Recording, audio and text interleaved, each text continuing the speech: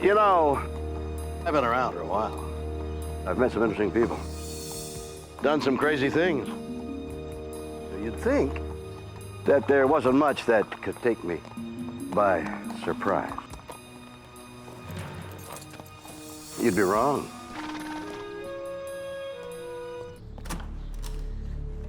The world is full of stories and science and things that amaze and confound me every single day. Incredible mysteries that keep me awake at night. Some I can answer, and others just defy logic. Do animals have abilities beyond our comprehension? In Germany, an octopus correctly predicts multiple winners in the Soccer World Cup. Never expect him to predict everything right. Are sea creatures psychic? In Scotland, over 50 dogs mysteriously plunged to their death from the same bridge, leaving scientists baffled. Feet just left the ground and they were straight over. Are dogs suicidal? Or is a sinister force at play? And in Oklahoma, an ordinary house cat makes a 2,200-kilometer journey to find its owner. It never entered my mind that he had come by himself. Yeah, it's a weird world, and I love it.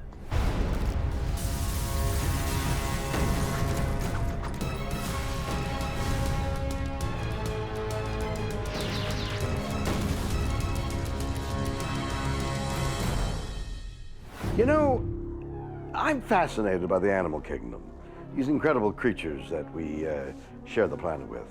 But how much do we really know about them? Well, quite a lot, actually. Take the moose, for instance. He's the largest of the deer family. He has 32 teeth and 27 pairs of chromosomes, compared with 23 in humans. Or the dolphin. He sleeps with one eye open, lives up to 40 years, and has a bigger brain than a monkey. And quite a few friends of mine in Hollywood. And then there's the sheep. He's just stupid.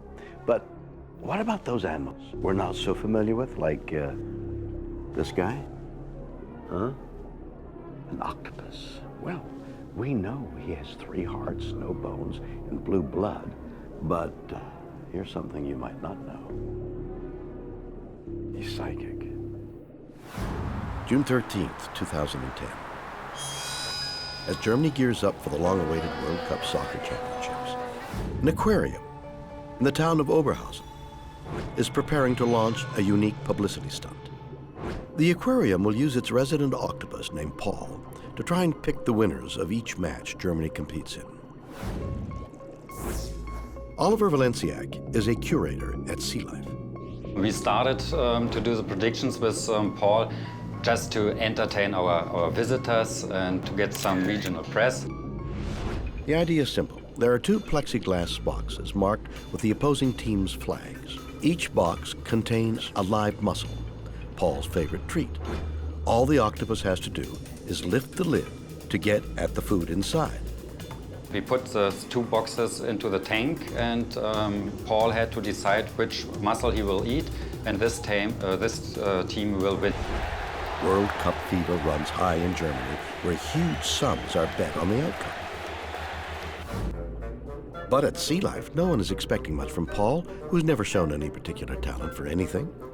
Octopuses are quite fantastic creatures of the sea, and it's very funny to work with them because they interact with the keepers. It's very different from fish, for example. They can also interact, but not as an octopus, because they spit on you or they play with your feeding stick or whatever. When I saw Paul, it was a very cute octopus, a nice one, but not that different from any other octopus I already met. On the day of Paul's first prediction, there is little interest in the story. There was very low attention from the media, and it was just a few photographs from the regional press. Oliver's not even sure if the octopus, which has never been trained to perform tricks, will even take part. The game against Australia was just to see if Paul is working like we want him to work.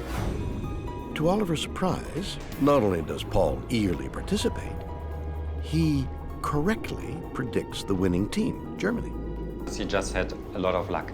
But then something happens which makes Oliver question everything about sea creatures. Paul makes another correct prediction, and another. And with each one, word spreads about the octopus that seems to know which team will win before the match is even played. The staff recognized that there's something special was happening. By the time Germany faces off in a much anticipated match against England, Paul has become a media sensation. Also, the international press wanted to have interviews. The Washington Post had an article about Paul. Weirdly, Paul is apparently aware of the attention he's getting. He even seems to enjoy it. When the first reporters came in front of the tank, he started to play with the reporters. So he really recognized it, and it seemed that he also had some fun.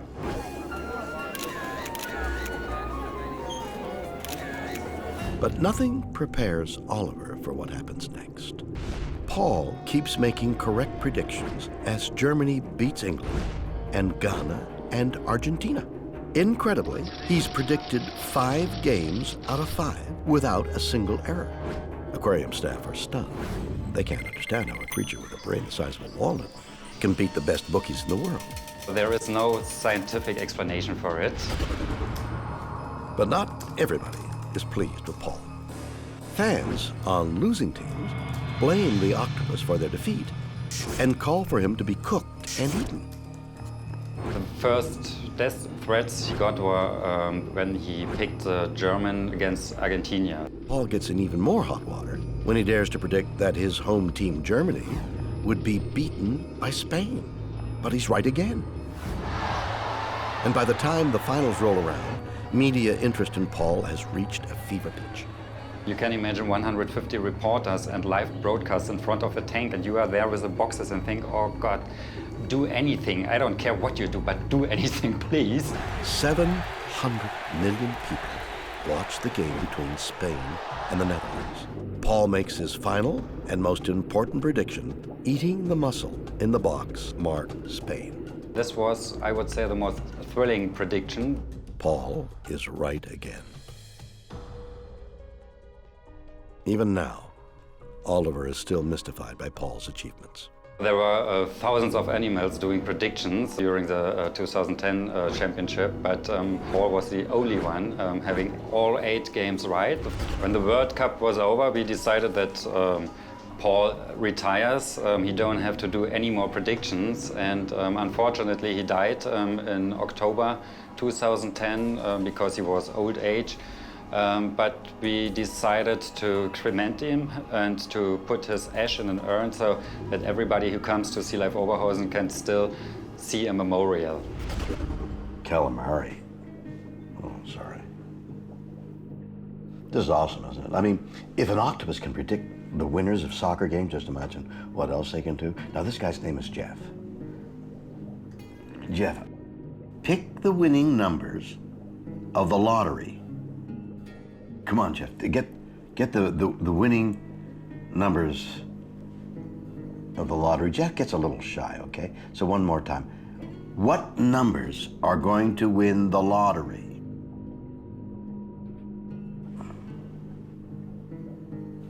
Okay. See you at dinner. How did an octopus make so many correct predictions? Is this evidence these creatures can see into the future? Dr. Jennifer Mather of the University of Lethbridge has been studying octopus behavior for over 30 years. Octopuses are very intelligent animals. They're lots of fun because they're trying to solve every puzzle you give them. She doesn't think Paul has the ability to see into the future, let alone predict the outcome of a human sports event.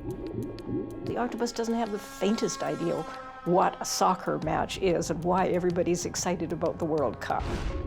Dr. Mather thinks the truth is the animal is simply figuring out the best way to get dinner.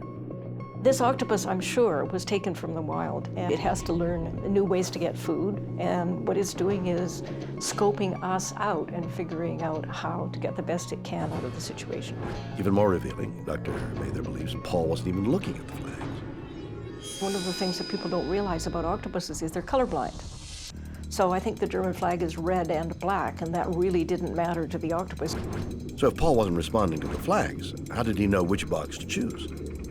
Dr. Mather is convinced that he was using a sensory ability unique to octopuses. Through chemical receptors in his tentacles, Paul could literally smell the mussels inside the boxes before he even opened them. Octopuses are very sensitive to chemical cues. It would have known that there was a reward in each of those boxes. That would explain a bizarre quirk of Paul's predictions, that for most of the matches, he chose the box on the right, which also happened to be the winning team. What happens in captivity is that the octopus ends up doing what it's getting rewarded for. So it may go, well, yeah, I got rewarded there, so I keep going there. But if Paul knew he could get a mussel from the right-hand box, why did he sometimes choose the one on the left? It's entirely possible it just got bored and thought, well, I know there's one on the other side. Why don't I go over to the other side and see what's over there? I think he would have switched because he knew there was food in both places. And he would have switched because he thought, wait a minute, that's not the way the world really works. I know there's food there, but there should be food in the other place too. Yeah, let me go and see.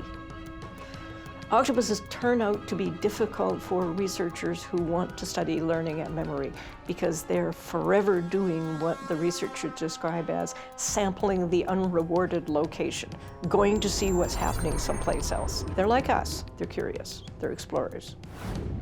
So if we believe Dr. Mather, Paul's predictions were a win-win situation, at least for his stomach. But that still doesn't explain his astonishing success. What is Paul's secret to beating the odds? Sort of knew that there was some hidden mechanism in there. An octopus predicts the outcome of World Cup soccer matches. Is it psychic or just playing along to get a meal? Dr. Radu Krayu is a professor of statistics at the University of Toronto and a keen soccer fan. So when I first heard about Paul the Octopus, I was not floored. I sort of knew that there was some hidden mechanism in there. What I like about statistics is that you take this big block of data that is hiding inside a great mystery or a great story, and you try to unravel the block and get to the truth. Dr. Krayu claims that he has unlocked the secret of Paul's success. It all comes down to probability, the mathematical calculation of whether or not something is likely to happen. To pick the winner of a match correctly, it's the same as flipping a coin and calling it ahead of time. So it's 50% chance of calling it right. But Paul correctly predicted 8 matches in a row. The odds must be huge, mustn't they? To find out, Dr. Krayu uses a probability tree to represent each of the choices Paul made. It helps to go game by game. So game 1, you have 2 possible outcomes, a correct or a wrong guess. Game 2 comes, you have, again, 2 possible outcomes, correct, wrong, correct, wrong. Now, game 3, same story. He comes up with a surprising result. The chance for this octopus to actually predict all 8 games is about 1 in 256. Pretty small odds if we think of this was done at random. So, were Paul's accomplishments less impressive than they seemed? Perhaps. And there's another crucial element in play. Dr. Krayu says Paul wasn't the only animal predicting the World Cup. In fact, there were hundreds of creatures all over the world trying to do the same thing. We often hear about animal oracles, but we also have to understand that there are many others who have tried to be animal oracles and failed. With so many animals trying to pick winners, believes Dr. Krayu, one of them is bound to get it right. It's simply because it has to happen. By luck, by chance, it has to happen once. In a blue moon, but it can happen. The bottom line for Dr. Krayu? If we're gonna remember Paul for anything, we should remember him for being a very lucky octopus. So, was it all just a fluke? Or could there be another explanation? Author and animal rescuer Steve Kotler has been writing about the cognitive power of animals for nearly 2 decades. I'm surrounded by almost 30 animals every day, and the one thing that I know for sure is we don't know anything about animals. He doesn't rule out the possibility that Paul the Octopus was an oracle. I think we have to keep an open mind about the possibilities of Paul the Octopus, like we have to keep an open mind about the capabilities of all animals. Every time we've said there's an ability that animals don't have. They don't have tool use, they don't have language, they can't grieve, they don't love. All these things are things we used to believe animals couldn't do at all, and we now know are absolutely fact. Kotler points to recent discoveries that have shed new light on the animal kingdom. A really great example of an ability animals have that we don't have and we can't even begin to fathom comes from elephants. In the early 1980s, researchers discovered elephants are capable of emitting ultra-low frequency calls. Their stomachs make subsonic, low-frequency sounds. These sounds travel for hundreds of miles, and elephants can communicate this way. They seem to hear these sounds with sensors in their feet.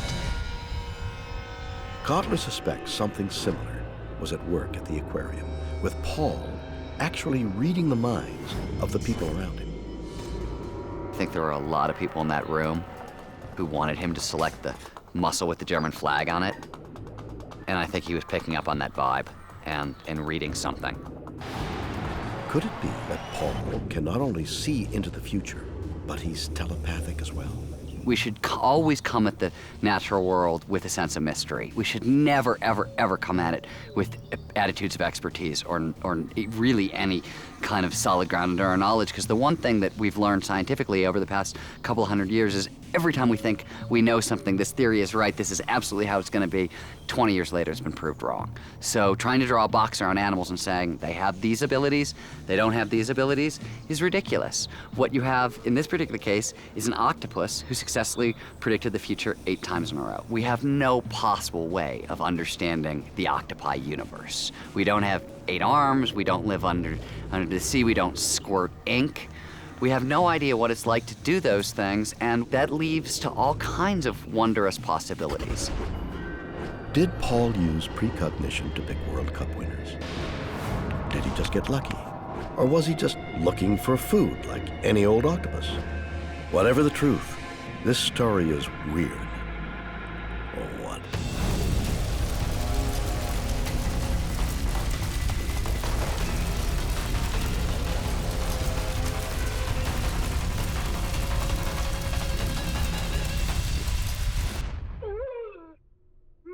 Ever wonder what your pet is thinking?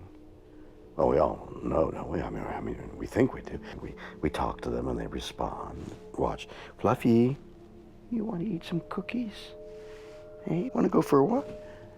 Fluffy Wuffy. Love Bill? Do you love Bill? That's all. See?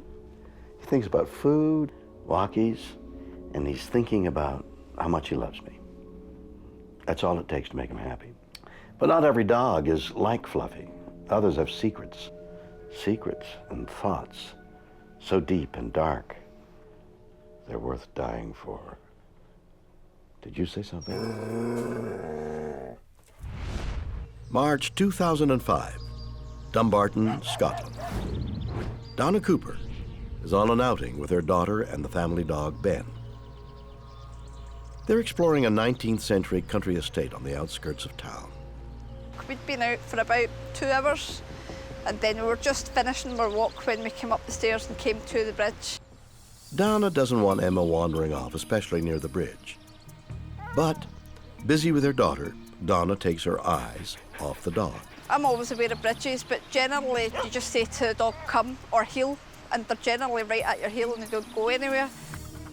Suddenly, Ben rushes onto the bridge before Donna can react. Donna is stunned by what happens next.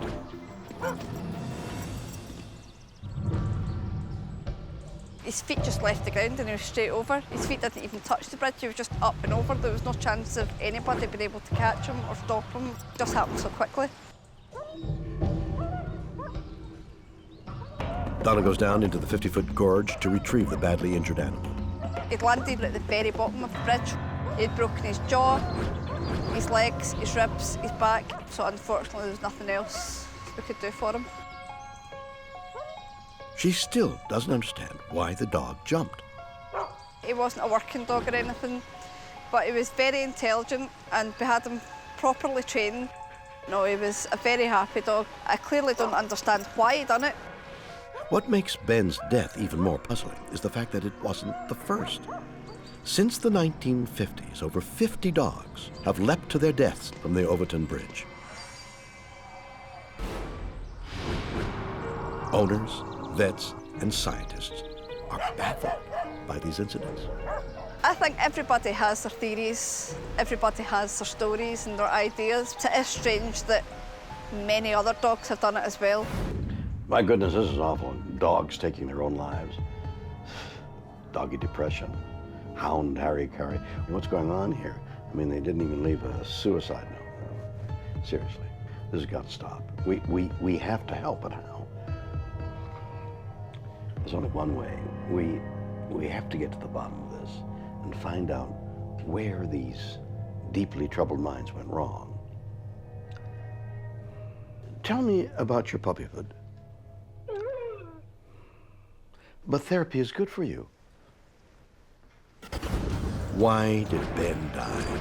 Do canines possess complex emotions that make them want to end it all? Various things can cause a dog to be depressed. A series of dogs mysteriously die on a bridge in a Scottish village. Did they deliberately kill themselves? Psychologist Dr. Stanley Coren has been studying human-animal relationships for over 4 decades. I don't think a dog is capable of deciding to commit suicide. He might kill himself through accident, but not through deliberate planning. According to Dr. Coren, suicide goes against every canine instinct. The most powerful drive that they have is toward life. An animal caught in a trap will chew his own foot off and continue to live. Dr. Coren believes an adult dog has a mental age equivalent to a 2-year-old human child. They have happiness, they have joy, they have sadness, they have fear, they have anger, they have surprise, that sort of thing. They don't have the complex learned emotions, guilt, shame, embarrassment, those sorts of things. But scientific studies have shown that dogs can experience a form of depression. Various things can cause a dog to be depressed. Things like being socially isolated. They're very social animals. Things like loss, like the loss of a well-loved owner. Any of those things can cause a dog to be depressed. The symptoms of depression in a dog are pretty much the same symptoms of depression that we see in human beings. The dog basically acts blah. He doesn't move very much. He seems to act mopey. He doesn't seem interested in any of the things which used to catch his interest before. He acts more like a limp dish rag than the playful puppy that you used to know before. Part of the reason we know that this is depression in the sense that psychologists talk about it is that the dog's condition responds to exactly the same kinds of medications that we use for humans when they're depressed. So, for example, if your dog is showing signs of depression, your veterinarian is apt to prescribe basically a beef-flavored version of Prozac, which is made by one of the major companies.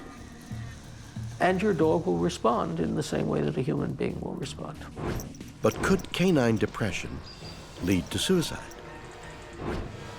The only reason why suicide might be considered to be a reasonable option is if you have the feeling that my current condition is awful and it's unlikely to change in the future, and the only way I can control this is by ending this existence. Dogs don't think that way. So if dogs can't commit suicide, why did Ben jump off the bridge? Could there be some other explanation? Psychic investigator Archibald Lowry has a monstrous theory about the Scottish dog's suicides. He's convinced Overton Bridge is the scene of a heinous crime with origins in the distant past. He thinks the clues to the mystery are still there. Psychic memories, all memories, are locked onto the place of the Earth's surface that they were generated. Lowry and his partner, Francis Ryan, believe dark, supernatural forces may be behind the deaths. For the first time, they will try to communicate with the ghosts of Overton Bridge and find out what happened. I said, Francis, let's see if we can pick up anything, because nobody else is coming up with any decent ideas at all. I know that if there was something psychic there, Francis would come across it as she walked up and down. She wasn't coming across it as she walked up and down, but I noticed that she swerved each time we passed an ingo, and I said, Francis, do you realise that each time you come down, you swerve towards one of the ingos? And she said, I didn't realise that. I said, well, this time, let's go straight to that ingo and have a look at it.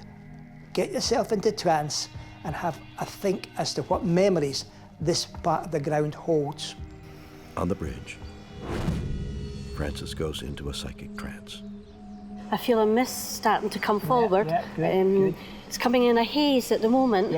I'm not getting a full figure. I feel a haze. It's like feeling energy coming in. Almost immediately, she has a chilling vision. She said, I'm seeing a big black horse. I feel he's coming forward in a different way. Yes. On the horse, there is a rider. He's a young man. Francis sees a young man named Edward, who lived in Overton Estate over a century ago. But on this day, he was on a fox hunt that took him across Overton Bridge. Oh, very strong-willed, very powerful. Edward is blowing his hunting horn, and the dogs are hearing that and following it as dogs do. But there's something special about the horn.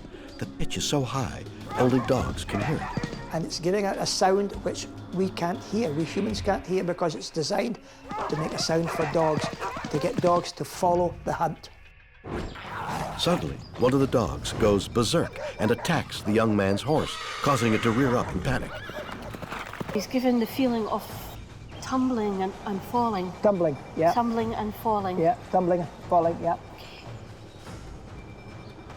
Oh, it seems to be his back area. Yeah. You were falling backwards then. That's why I'm supporting you. Seems to be his back area, the back and the head. You feel his head striking? Yeah. Edward is thrown and killed in the fall. He slides back down the horse, breaking his back on the corner of that bridge. So cruelly, so quickly, cut down in his prime because of the action of a dog. He hates the dogs.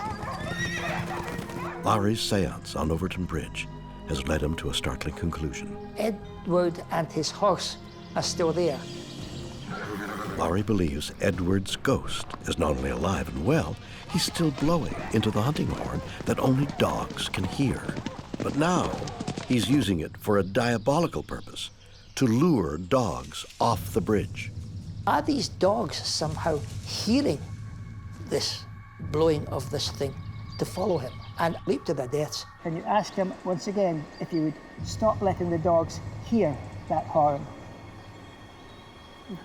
He's unwilling, is he? No. Is a vengeful ghost causing dogs to jump off a Scottish bridge? Animal psychologist Dr. David Sands agrees something is luring the dogs off Overton Bridge, but it's not supernatural. It's not suicide, it's death by misadventure. He's convinced the animals are being led not by a ghostly horn, but by one of the most powerful sensory organs in nature, their noses. With a sense of smell perhaps hundreds of thousand times more powerful than ours, once a dog picks up a trail, it's going to be motivated to follow it and find out where it's leading to. What smell could possibly cause a dog to jump off a 50-foot bridge? Dr. Sands is certain there is only one, an odor so powerful and overwhelming, canines simply can't resist it. The mink, a creature dogs instinctively hunt. The mink has an anal gland that produces a sort of scent that is so strong you'd probably smell it from about half a mile away. I set up a series of experiments where we used the various scents of the animals that were detected around the bridge, so mice, squirrel and mink. We soaked cloths, put them into jars. I set up an experiment where we would release dogs onto a field and see which scent they went to first. And in almost every case, out of 20-odd dogs, they all headed straight for the the mink. It's an interesting theory. Minks were farmed here until the 1960s. The doctor thinks their wild relatives are still around, and dogs know it. Minks are territorial, they leave scents, dominant males leaving the scent for other animals to pick up.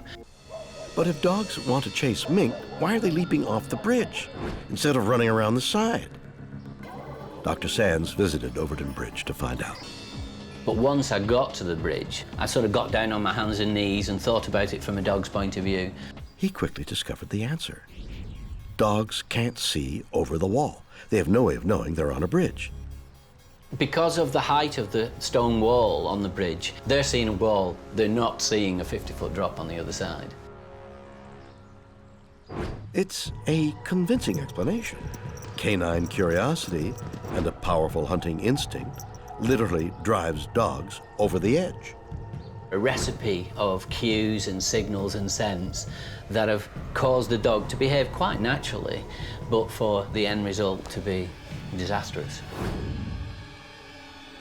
Did the hounds of Dumbarton jump to their deaths because of the scent of wild mink? Were they lured off the bridge by a ghostly dog hater? Or were they so depressed they couldn't go on living? Weird. Or what?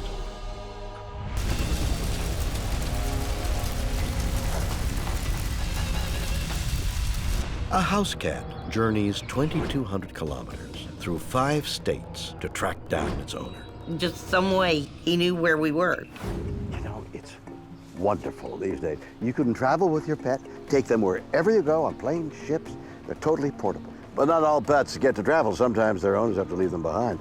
And that's when heartbreak can occur. Luckily, we don't have that problem, do we, honey? You ready? We're gonna go.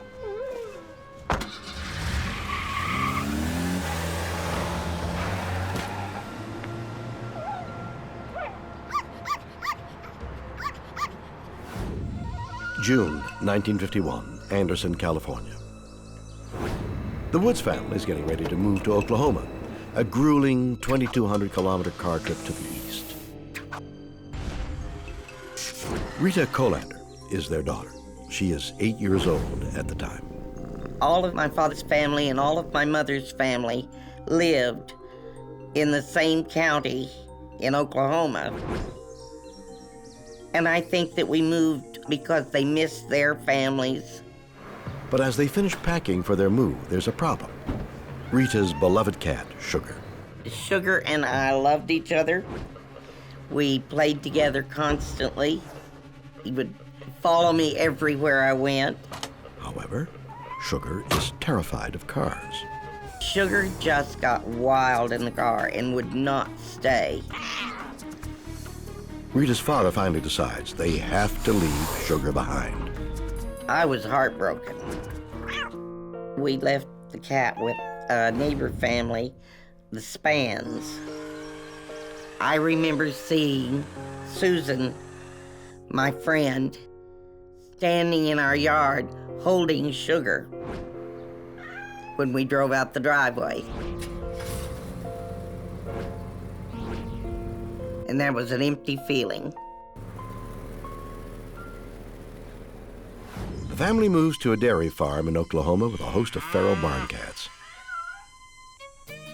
As time passes, Rita finds things to take her mind off of Sugar. I got a pony, and we got a dairy and had cattle and things that I wasn't familiar with. I think that helped me get over the loss of Sugar. August 1952.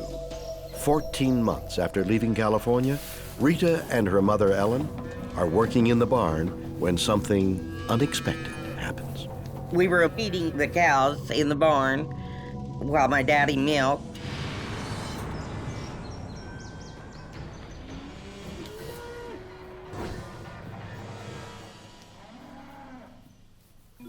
And this cat, it startled her. He just purred. It was so obvious that he was a different cat than any we had there on the farm. The others were wild. We didn't have any other friendly cats. And the friendliness of the cat isn't the only thing. Ellen notices the emaciated animal bears an uncanny resemblance to Sugar, the pet they left behind. I was so excited because I thought by some miracle somebody had brought Sugar or we'd gotten him there some way. But Ellen pours cold water on Rita's excitement. My parents were very quick to say, it can't be Sugar, but it's a lot like him, looks a lot like him.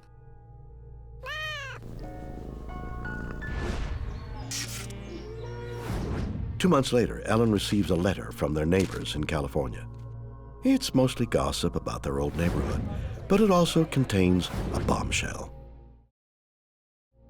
Her precious cat, Sugar, is missing.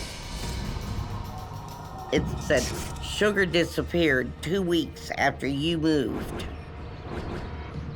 And we have never found him, never found a trace of him. Rita and her mother are stunned. They begin to consider the impossible. If Sugar is no longer in California, could the new barn cat be Rita's beloved pet? I really did not stop to think through what it took for that cat to cross the deserts and the mountains and the perils that he must have come through. I was too much interested in the fact that I had my cat back. Did Sugar make a fantastic journey? In addition to deserts and mountains, he would have had to cross rivers, forests, salt flats, over 2,200 kilometers in 5 different states. Not to mention encounters with deadly predators like rattlesnakes, coyotes, and eagles. How? He had to be a pretty good little hunter, and he had to be pretty smart little cat in order to make that trip, to know and to understand where he was going. Just some way he knew where we were. Had Sugar returned, Rita's mother decides to settle the matter once and for all. A test only the real Sugar would pass. When Sugar was a kitten, there was a little bone that stuck out on the left hip. When you would pet him, you would find you could feel that bone. And it's very unusual. It's not something you find in normal cats. If the farm cat has this distinctive deformity, it could prove it's Sugar. She felt the bone, and there it was, the deformity. So we knew at that point that had to be Sugar. How likely would you be to find a cat of the same color and the same size to have the same deformity? The Woods family is dumbfounded. How did Sugar find them? I don't have a clue in the world how a cat would make that journey, how to follow someone to a place they've never been. That's a mystery to me. It took Sugar 14 months from the time he left California to show up at the dairy farm in Oklahoma. It's a complete amazement to me, and always has been, how this could actually happen and how animals do this type of thing. I don't understand it. I think he was trying to come back to where he belonged, back to the family he belonged in. How did a house cat cross 5 states to a place it had never been before? Do animals possess navigational skills we are yet to comprehend? We certainly know that animals have sensory abilities that we don't have. A house cat named Sugar travels 2,200 kilometers to track down his owner. How could a domestic pet find its way over such vast distances? Behavioral neurobiologist Dr. Vern Bingman thinks the answer lies in something science has just begun to understand. We certainly know that animals have sensory abilities that we don't have. So birds can detect the Earth's magnetic field, we can't. Sharks can detect electric fields, we can't. Bats hear high-frequency sounds, we can't. Another is the ability to navigate. Dr. Bingman believes it's a skill domestic cats inherited from their wild cousins. If you look at lions in the African savanna, or even tigers in some Indian jungle. They have very large home ranges, and they navigate quite well. Domestic cats are capable of carrying out these kinds of navigational computations to a place they've never been to before. Dr. Bingman thinks Sugar was also using a phenomena found in her favorite snack, birds. Birds in general can take advantage of the stars, the Earth's magnetic field, the sun, to kind of establish compass bearings, to discriminate what we would call north, south, east, and west. Not only do birds possess an internal compass, they have something else that's extraordinary. A GPS nose that lets them smell their way to their destination. Homing pigeons can use atmospheric odors to navigate over hundreds of kilometers. Dr. Bingman believes Sugar could have used these same scent cues to navigate over vast distances. Somehow the animal from thousands of kilometers away is able to detect the smell and follow a gradient based on that smell to the home. Did Sugar detect her owner's smell from over 2,000 kilometers away? Dr. Bingman isn't surprised. He's convinced there's still much to learn about animals' innate talents. The last 10, 15 years has seen an enormous growth among scientists looking at issues that would be unthinkable 30, 40 years ago, issues related to what we call animal cognition and animal intelligence. Okay, exploring the capacity of animals to represent social relationships, the capacity of animals to communicate, the capacity of animals to learn and remember and problem solve. There's a mild revolution going on where scientists are legitimately looking at the remarkable cognitive abilities of animals. I've studied animal behavior for long enough to recognize that nothing is impossible. Do animals have super senses? Are the best tracker dogs actually cats? Or is this amazing story just an incredible coincidence? Professor of Applied Cognition, Dr. Graham Pike, doesn't believe cats have super sniffers. He thinks there's a much simpler explanation. It's not a particularly cat-like behavior to travel such a long distance to somewhere it's never been before. He believes the cat that showed up in Oklahoma wasn't Sugar. It's all just a case of mistaken identity. As a cat lover, I'd love to believe this story was true. Everything I know about how human memory works suggests to me that this wasn't the same cat. Dr. Pike has studied cases of mistaken identity for almost 2 decades. He believes memory is unreliable and easily influenced by suggestion. Human memory isn't as accurate as we like to think. Expectations have a very powerful effect on memory. If you expect something to happen, then you tend to remember it happening. It's just the way memory works. But the cat in Oklahoma had the same bone deformity as Sugar. How could that be? Dr. Pike believes Rita's mother got it wrong and misremembered the shape of Sugar's bone defect. Hip bone deformity occurs in many cats. There are many cats that have that. It wasn't that Sugar the cat had this hip bone deformity and no other cat did. Dr. Pike is convinced there was another even more powerful factor influencing Rita's mother. She wanted the cat to be Sugar. If somebody really wants to believe something's true, it's actually not that difficult to convince yourself it is true. What's far more likely is that the people, once they'd moved, saw a cat that was similar to the one they left behind and became convinced that it was their cat. And in fact, their memories helped them with that. The bottom line, says Dr. Pike, is that the family wanted a cat they could love like Sugar. If you really want to believe that the cat you see in front of you is your own cat, that you feel guilty for leaving your cat behind, that you really want a new cat to love, then certainly you can convince yourself that this is the cat. Your memory will start filling in certain blanks and overlooking certain facts. So if the cat was a bit dissimilar to the one previously, it might be a bit thinner, it might have a few more scratches, then obviously what you do is you say to yourself, well, it's just travelled 1,500 miles, it's been through a really rough time, it's a year later, it's a bit older, therefore it would look different. But you don't have to do that consciously. Unconsciously, if you want to believe something, your mind does begin to tell a story that's the one you want to hear. So, was the Oklahoma Sugar an imposter? Then how do we account for the dozens of other cases just like Sugar's? Cats live in a world that we consider paranormal. A house cat makes an epic cross-country journey to find its owners. How did he do it? Veterinarian Myrna Milani is an animal psychologist. My personal feeling is that the human-animal bond is deeply, deeply entrenched, probably right up there with gravity in terms of its influence. I think one of the things we forget with all animals, but especially cats, is that they normally live in a world that we consider paranormal. They are always hearing things we can't hear. They are always seeing things we can't see. They are always smelling things we can't smell. And we don't think about it. You know, we see ourselves up here at the top of the pyramid and go, well, yeah, you know, if you really work hard, you'll be able to see the world the way we do. And I'm like, man, I would love to see the world the way a cat does. Dr. Milani believes the mystery can only be understood by using the weirdest branch of science known to man, quantum physics.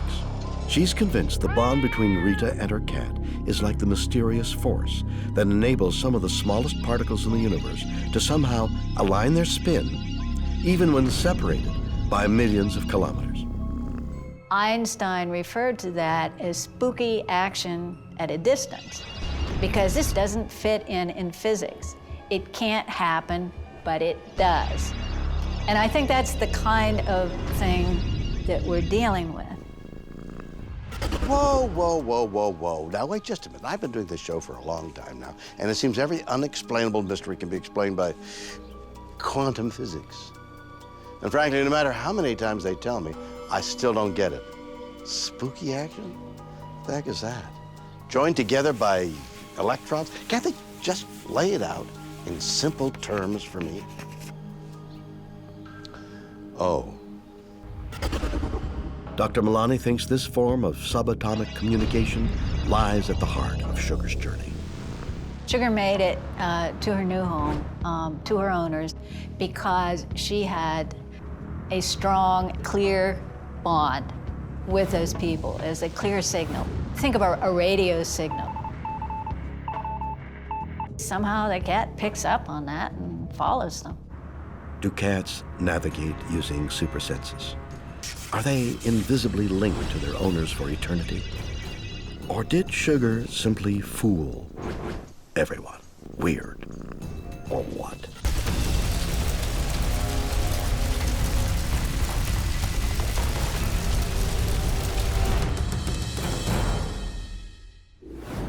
So there we have it. Stories of extraordinary animal powers from around the world. In Germany, an octopus predicts the winners of World Cup soccer. Can a sea creature tell the future? In Scotland, dogs inexplicably throw themselves off a bridge. Do canines commit suicide? And in Oklahoma, a cat travels thousands of kilometers to track down his owners.